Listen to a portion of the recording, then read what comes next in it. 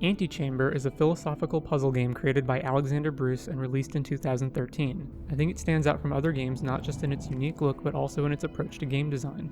No game is perfect, but despite some flaws, I think Antichamber is a masterclass on implementing unique game mechanics, dynamic challenge, and overall aesthetic design. The game also features philosophical musings that elevate it to being more than just a series of puzzles. In this video, I will discuss the design and philosophy of Antichamber as well as its creator, Alexander Bruce.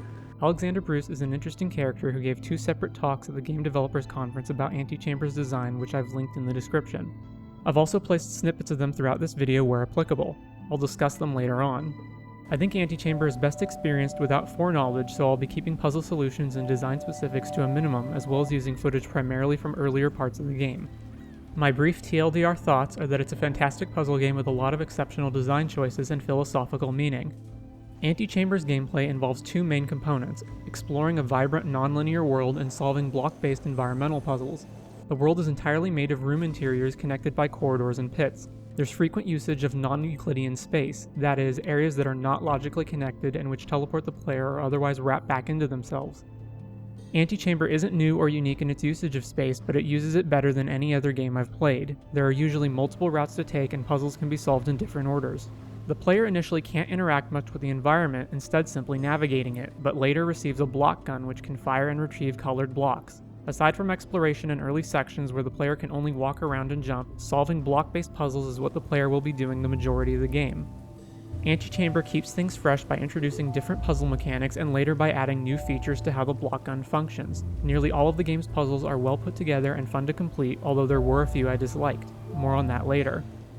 Antichamber takes about 6 hours to complete, and I think that's the perfect length for it. It keeps things moving at a good pace, presenting the player with new concepts, puzzles, and game mechanics, but doesn't overstay its welcome. For having such a simple art style, the game uses it very well. A combination of good color and sound design makes the world intriguing to explore and maintains a peaceful atmosphere.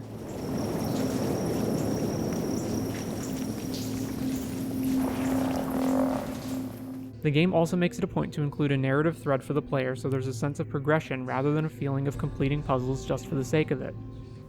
It's a testament to the game's non-linear level design that I've played through it multiple times and never got bored. Usually, a puzzle game would be a one-time playthrough, since once you've solved the puzzles there's nothing much left to see. Antichamber stayed fresh for me because its world is a joy to explore and there are so many different paths to complete it. Areas remain memorable with their unique pastel surroundings, solid audio design, and interesting landmarks. From the footage playing so far, it should be clear that Antichamber has a very unique, minimalist look, but that's not the only unique thing about it. There are no loading screens, no menu, and no fail states. The game begins by diving directly into the first room with all of its technical options, such as controls and screen resolution, placed on a wall to interact with in-game.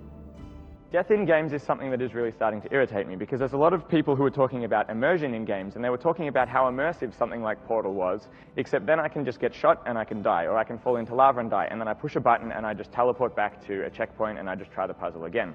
A problem, even in modern games, is the implementation of difficulty levels. A player loads a new game and is presented with different options for difficulty, typically easy, normal, and hard, with no context or experience with the game to determine what each one affects or how they operate.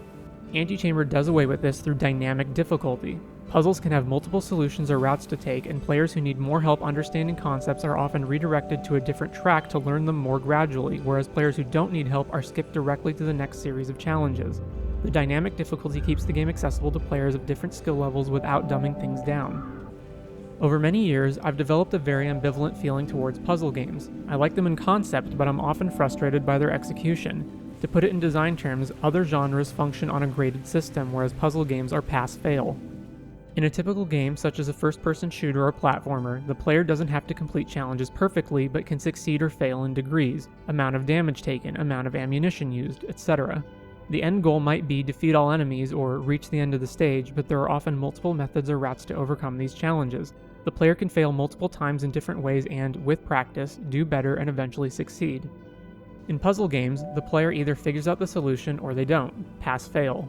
This is only a problem if a puzzle isn't explained properly or is too obtuse, but what are the odds that every single puzzle in a game is designed flawlessly? Design shortcomings in other genres might mean that a stage or encounter is too difficult or punishing, but they can probably still eventually be overcome by most players. If a puzzle game is too obtuse, difficult, or tedious to solve, the game is effectively over. Games usually have an escalation in difficulty as they progress, which makes later puzzles potentially more tedious and frustrating. A typical puzzle game experience for me goes something like this. I begin the game, I figure out its rules and mechanics and enjoy solving puzzles for a while. I encounter a puzzle that I don't understand. Depending on how much I'm enjoying the game, I'm willing to spend around 5 to 10 minutes solving each puzzle, but if it takes longer than that, I start getting frustrated. If I'm otherwise enjoying the game, I'll allocate more time to solving it or, in the worst case scenario, go look up the answer online, but if this keeps happening, I'll eventually quit. Players don't quit something when they're first frustrated. Frustration's not linear either. The more frustrated players get, the more likely they are to get more frustrated. And eventually, very quickly, as this ramps up, this will lead to players flailing. They won't be thinking about what elements of the puzzle are in front of them anymore. Now they're just going to try and start brute forcing things, and when brute force no longer learns, that's when they're going to quit the game. Antichamber's puzzles and mechanics are mostly well designed. There's often multiple routes of progression, and some puzzles can be bypassed entirely by completing alternate ones, but some things aren't properly explained or act finicky. Alexander Bruce has stated that he didn't want the puzzles to rely on player execution. To me, a puzzle is something that, for example, I can pick up off a shelf and not understand what it is, not understand how it works, mess around with it for a while, and the moment that I understand how it works, I've solved the puzzle. Execution is not the issue anymore. Whereas in a lot of video games, I could run into a room, I could instantly look at the elements of the puzzle, put them together in my head, and then the actual problem that I was solving was how to actually execute that task. Despite this, some puzzles do rely on player execution. Some puzzles are finicky, behave inconsistently, and despite having played the game multiple times, I still don't understand what causes their behavior or how to solve them. This puzzle involves breaking a line of blocks so they disintegrate, but it's inconsistent. Here, only the incorrect side disintegrates. I can never get it to behave reliably. There's an elevator puzzle where the player needs to jump on a platform in a vertical tunnel and stop it from fully ascending by placing a block, but sometimes the platform glitches through the block. It then becomes impossible to complete without resetting the environment because the block still exists and will prevent the platform from lowering any further. This puzzle I don't understand at all. Thankfully, it's only one of multiple routes to the next block gun, but if there weren't others, it would have been game over for me. This puzzle can be found in a secret area. There are multiple sets of doors controlled by riot balls that bounce around when the player moves, but I don't understand the timing. I did manage to get through it once by brute forcing the doorway for 10 minutes, but I'm otherwise clueless as to what you're supposed to do. Then there's problems with the map layout. Given that Antichamber teleports the player around and space is not logically connected, it can be very confusing where things are or how they connect. The map appears as a simple arrangement of basic shapes. There are many different routes to take and the game doesn't progress linearly. This can make it difficult to tell where you've already been, where you're supposed to go next, and which areas have more to them. At times, the game simply gives up and places an arrow in the environment to direct the player to the next location. In my first playthrough of Antichamber, I didn't fully understand how the green block gun functioned. Without spoiling anything, I don't think the game properly conveys an important detail of how it functions. I became lost and didn't know where to go next on the map or how to solve necessary puzzles. As a result, I wasn't able to progress even after looking up solutions online. I quit in frustration and didn't return to complete the game for months. I'm glad I eventually did return, as I now consider the game very rewarding and have played it multiple times, but this is a problem. I've seen other players get stuck in different parts or become confused by the map and run around the same areas over and over. Even while replaying the game for this video, the 5th or 6th time I've played it, I still got lost multiple times retreading the same areas. It should also be noted that Antichamber performs noticeably worse on Mac. I have a dual boot computer that runs both Windows and Mac with the same hardware, the only difference being which hard drive they're on. Antichamber runs fine on Windows, but suffers from occasional graphical glitches and frame rate drops on Mac. The issue is pretty minor and didn't affect my playthrough of the game, but it's still worth mentioning. Throughout the world are hidden places and secrets to uncover, most of which take the form of pink cubes. The pink cubes led me to believe they were progressing towards something, but after finding them all, nothing happened. No change in the environment, not even an achievement. It feels anticlimactic, a problem Antichamber repeats later. Scattered all over Antichamber's world are little graphical vignettes which can be clicked on to reveal short messages. They serve multiple purposes for both the game's mechanics and its philosophical meaning. They give hints about the game's rules and how to solve nearby puzzles, and by clicking on them they show the player which areas they've already explored, as well as decorate a wall in the starting room that can be used as a sort of progress marker. They also serve a dual purpose, acting as affirmations or like little fortune cookie messages about life.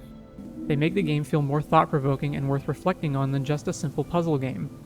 Alexander Bruce has described Antichamber as a philosophical art piece, and appropriately, its original title was Hazard: The Journey of Life.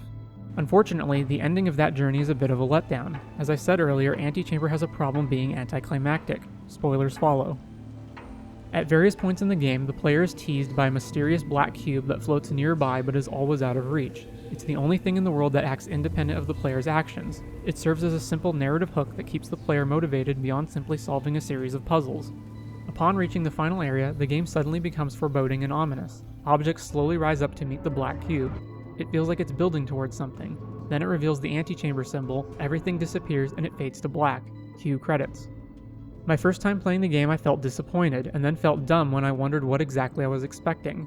I think the problem is with tone. The game so far has felt like a positive journey through life. The sayings you find are aspirational, and the world itself mostly looks colorfully pastel. Then the ending paints a grim picture of oblivion.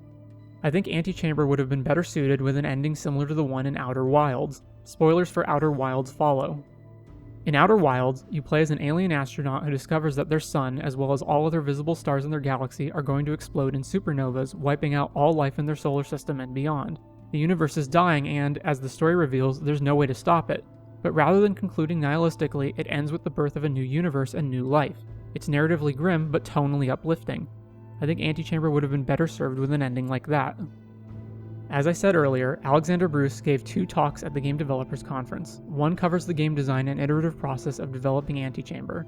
The other delves into the logistical and psychological side of independent game development and the emotional struggle he went through while making the game. Both talks are fascinating, being among my favorite videos of all time, and I consider them a must-watch for anyone interested in game design and especially independent game development. In many ways, they're even more interesting than the game itself. Alexander Bruce stated in a Q&A that after the emotional turmoil from developing the game over 7 years, coupled with its financial success, that he had no motivation to work on any future projects. After releasing this, a whole lot of people are like, oh man, what are you going to work on next? And I'm like, if this is how I feel after the one that just pulled off absolutely everything, I don't want to do this again. That lost all of my creative drive. And if I was also doing this for the career drive and for like the financial side and I've just solved that, I lost all of my financial drive as well. Which means that you've taken a very driven person and you've removed any reason for them to have drive. Then you start getting people being like, man, I wish I had your problems. And I'd be like, really? Like, you want to be completely physically sick and have mental health issues and be screaming at yourself in the mirror and, you know, fuck up your relationship with people? I don't know why the hell you would want that. At the time, I thought that was the end of it, but looking at his Twitter timeline, it seems he's currently working on something and just needed a break, although I don't know if it's in an indie capacity or in a more traditional studio job. I'm glad he's in a better place mentally. Despite my qualms with it, I enjoyed Antichamber a lot and look forward to anything he might come out with in the future. Thank you for watching. It took a long time, but I am now in a much better position. I am in the position I wanted to be in when I decided to do this. But now when other people are releasing their games, or when they do have these big successes, I'm there day one to try and talk to them and help them out and say, this is what the future could be like for you, so they don't have to go through the same problems I did.